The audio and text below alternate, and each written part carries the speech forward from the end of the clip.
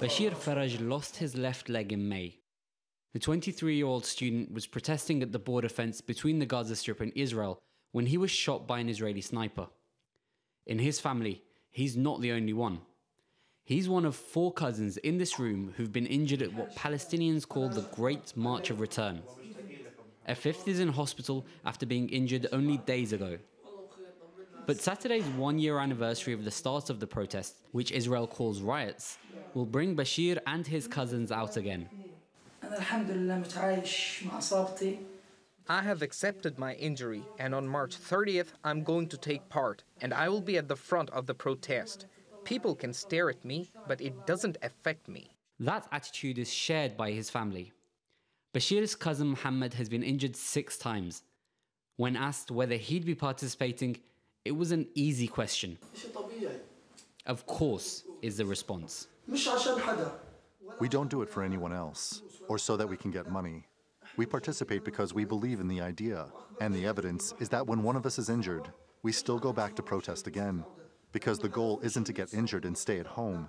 The goal is to send the message out. The protesters are demanding the return of Palestinian refugees to land they fled in 1948, when Israel was established, and an end to the Israeli-led blockade on the Gaza Strip.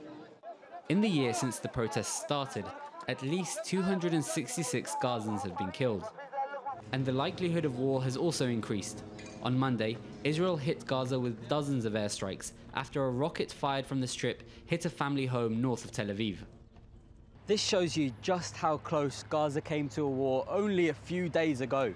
Since then, it's been tense, it's been uncertain, and Saturday's protest in this volatile atmosphere could be the spark that leads to another confrontation. That could depend on the size of the crowd, and there's evidence that support for the protests is decreasing.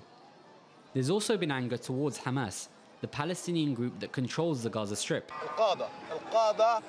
They have this need to be in control and in power. That's all that matters to them. They don't think about the people or their constitutions.